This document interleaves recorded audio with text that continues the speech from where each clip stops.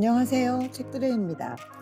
며칠간의 추위에 이제는 겨울에 적응을 마친 듯합니다. 든든하게 준비했으니 올 겨울도 거뜬하게 날 수 있겠죠. 책드레가 주민과 함께 만들어가는 천원동 하늘샘 작은 도서관에 지난 11월 20일부터 11월 24일까지의 주간 소식을 전해드리는 하늘샘 라이브 1230 119회를 시작해보겠습니다.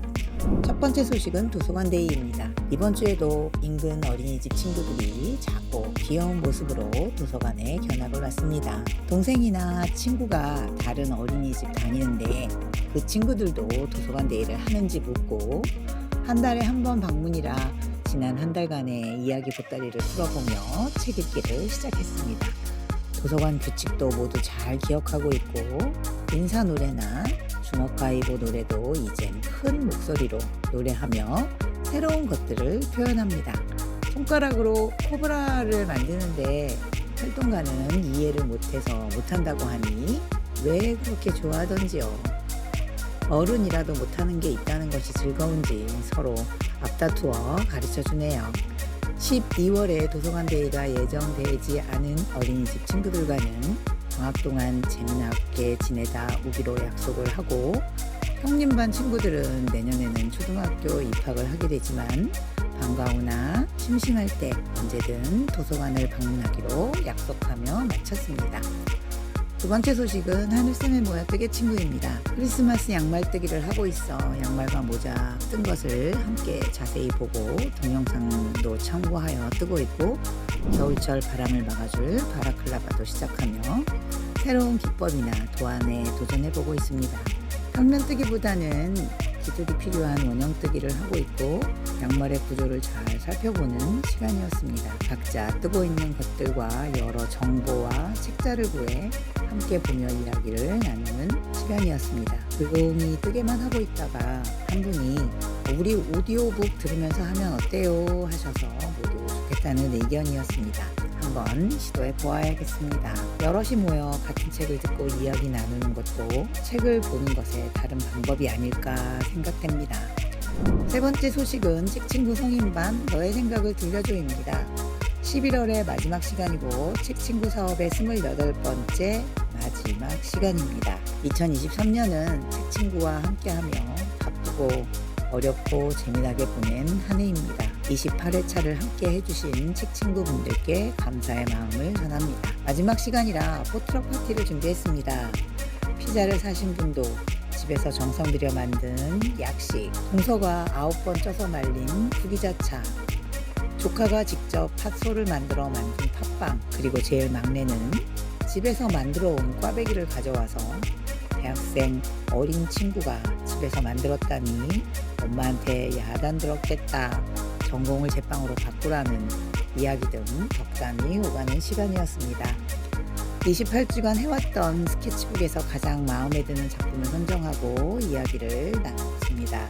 책친구 성인반은 하늘샘 북스케치라는 동아리로 만들기로 하고 세부적인 것을 상의하게 되었습니다. 하늘샘 북스케치 동아리 응원합니다. 화이팅! 네 번째 소식은 책친구 초등반 너의 목소리를 들려줘입니다.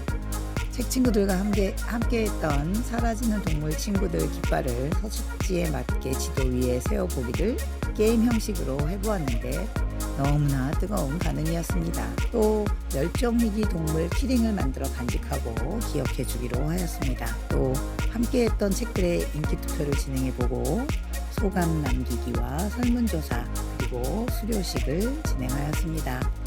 책친구 프로그램에 지속적인 관심을 보내주신 부모님께 감사드리며 끝까지 달려와준 친구들에게도 고마운 마음을 전합니다. 하늘샘 작은 도서관에서 진행하는 다른 프로그램에도 참가하고 싶다는 말이 기운 나게 합니다. 다섯 번째 소식은 하늘샘에 모여 켈리 친구입니다. 오늘은 무지 달력이 왔습니다. 도서관 정책팀께 부탁드렸는데 빨리 왔네요. 고맙습니다. 이제 내년 2024년을 설계합니다.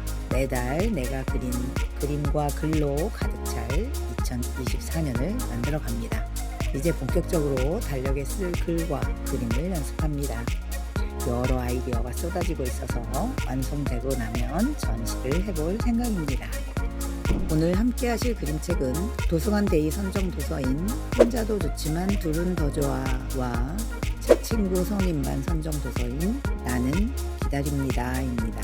먼저 혼자도 좋지만 둘은 더 좋아입니다. 스티브 스몰 글그림, 안지원 번역, 봄의 정원에서 2022년 3월에 나왔습니다. 스티브 스몰 작가는 그림책 작가, 애니메이터, 디자이너, 감독으로 활동하며 그림책, 디즈니 애니메이션, 단편영화, 텔레비전 시리즈, 광고 등 다양한 작업을 했습니다. 서로 달라도 소중한 친구가 되어가는 과정을 담은 이 이야기는 작가가 처음으로 쓰고 그린 책입니다. 국내에 소개된 그림책으로 내 마음 좀 들어볼래가 있습니다. 달라도 너무 다른 둘은 친구가 될 수 있을까요? 오리는 비를 싫어하고 혼자서 책 보는 걸 좋아해요. 개구리는 비를 좋아하고 어디든 돌아다니는 걸 좋아해요. 극과 극, 정반대의 캐릭터의 만남입니다. 왼쪽과 오른쪽, 앞과 뒤, 검은색과 흰색 같은 이 두 캐릭터가 만나 이야기는 시작됩니다. 서로를 보자마자 밀어낼 것 같은, 친해지기는커녕 안 싸우면 다행일 것 같은 두 캐릭터의 만남은 앞으로 어떤 일이 펼쳐질지 궁금증을 자아냅니다. 친구가 되는 조건은 무엇일까요?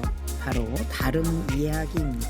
우연히 한 공간에서 살게 된 둘은 이렇게 각자의 방법으로 자신의 시간을 즐기고 서로의 다름을 이해해갑니다. 처음엔 서로의 방법을 낯설어 하지만 이제 가랑비에 옷 젖듯 서로에게 스며들기 시작합니다. 개구리가 떠난 이후 오리는 다시 혼자만의 시간을 즐기지만 문득문득 느껴지는 빈자리에 개구리를 찾아 나섭니다. 그것도 비바람을 뚫고서 엄청난 변화가 아닐 수 없습니다.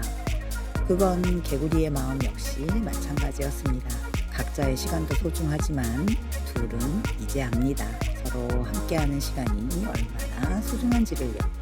다음 책은 나는 기다립니다 입니다. 다비드 칼리 글, 세르주 블로크 그림, 문학동네에서 2007년 7월에 나왔습니다. 다비드 칼리 작가는 여러 번 소개하게 됩니다. 볼로냐 라가치상에 빛나는 세계적인 작가입니다. 그림책, 만화, 시나리오 등 다양한 분야의 작품이 30개국이 넘는 곳에서 출판되었습니다. 피아노 치기는 지겨워, 나는 기다립니다로 상을 수상했고 우리나라에 출간된 그림책으로는 괜찮아, 넌 하늘다람쥐야, 싸움에 관한 위대한 책 등이 있습니다.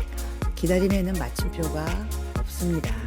일기장 어느 구석쯤에 휘갈긴 뜻밖의 추억과 맞닥뜨렸을 때처럼 가장 일상적인 장면들을 그러모아 내밀한 즐거움을 선사합니다. 크리스마스와 케이크가 구워지기를 기다리던 천진한 아이가 자라서 연인을 만나 사랑하고 군대에 가고 전쟁을 치르고 결혼하여 아이를 낳고 직장을 다니고 몇 차례 봄을 맞으며 손자의 탄생을 기다리기까지 주인공은 기다리고 또 기다립니다.